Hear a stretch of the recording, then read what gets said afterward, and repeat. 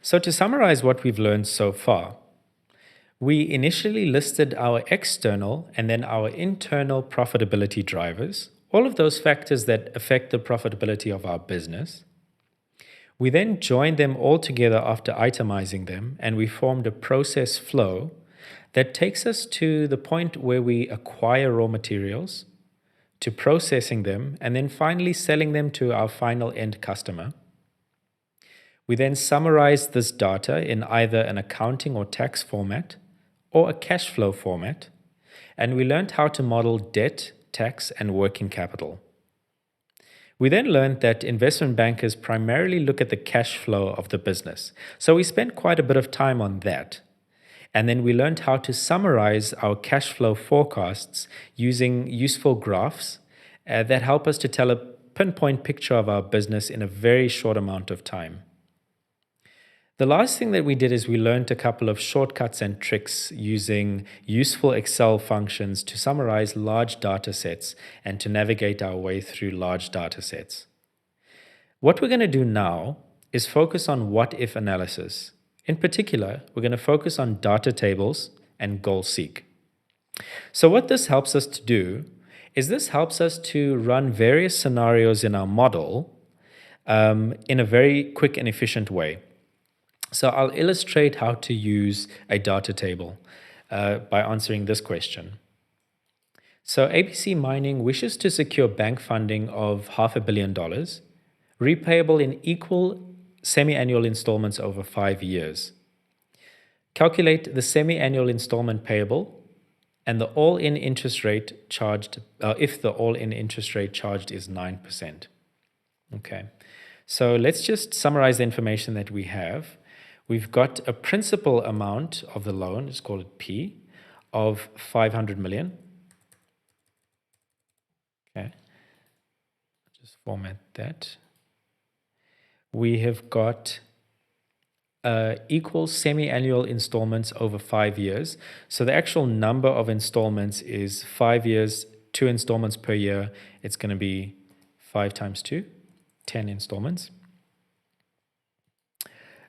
We've got an all-in interest rate per annum of 9%. Now, because we've divided our installments by the number per year, we also need to do that for our interest rate. So it's 9% per year, but our interest rate per half year is, in nominal terms, it's equal to 9% divided by 2. It's 4.5% per half year.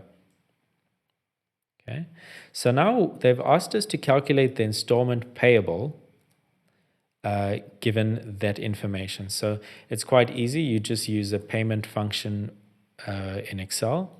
You'd input the rate per payment period, which is per half year, which is 4.5%. The number of periods is 10, and the present value is that $500 million. And that's the amount of installment. Now, this is in terms of dollars, so I'll just remove the rand symbol. This is the amount that you'd have to pay semi-annually in order to pay this debt off over 5 years. So the next part of the question says, if ABC opts for a loan for a longer tenor, the semi-annual installment would reduce. Now this makes sense because the longer you pay off your loan, the less you have to pay every year. However, the interest rate charged by the bank would increase. This also makes sense because the longer the tenor of your loan, the more risk it is for the bank, and therefore the higher the interest that they need to charge you. So the question asks us to construct a data table that shows the impact of interest rates and tenor. So what I envisage is we will have interest rates going horizontally. Okay, so let's do it per half year. We started in the question with a 9% interest rate, so that's 9%, but semi-annually it's 4.5%.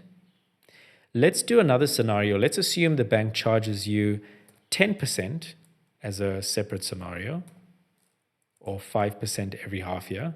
And then we'll do a third scenario where the bank charges you, let's say 12%,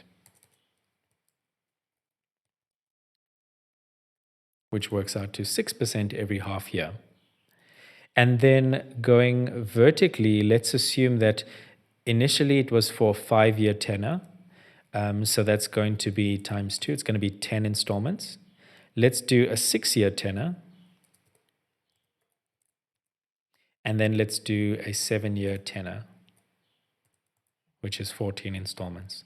So what we could do, if we didn't know any better, is we could repeat this very same process, inserting a payment function for each different combination. Let's say a 14-year loan at 5% interest, a 14-year loan at 6% interest, and populate this entire table in that manner. But because we do know better, we're going to use a data table instead, which is a lot more efficient. So the first thing that we need to do is we need to, you go to data, you go to what if analysis and data table. But the first thing we need to do is we need to tell the data table which formula we want to populate our table with. And we just have to reference it. So the formula is contained in this cell here. So we just have to reference it. We don't have to retype it in to that box. So the actual calculation result is not important. So I'm just going to shade it in black so it doesn't confuse us. What we're then going to do is we select the entire area of our data table, including the inputs and the outputs.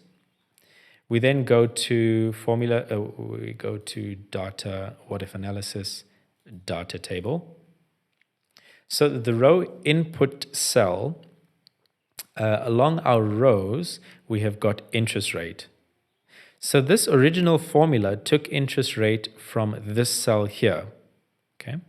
So this is the input that was used in our initial formula that we referenced. So this is the input that we want to assess different values of. But this is its original use. So we put it there. The column input cell is the tenor or the number of installments. And we want to assess 10, 12, and 14. But the original use of this column is here in this initial formula that we're going to reference in our data table. We then click OK, and the table is populated. But you'll recall in an earlier section, we set Excel to not calculate data tables automatically. So in order to update the data table, we just push F9, which is like a refresh button, and then we have our data table calculated. And what we can see is for a 10-year tenor or a 5-year tenor, 10 installments at 9% interest, that's our installment.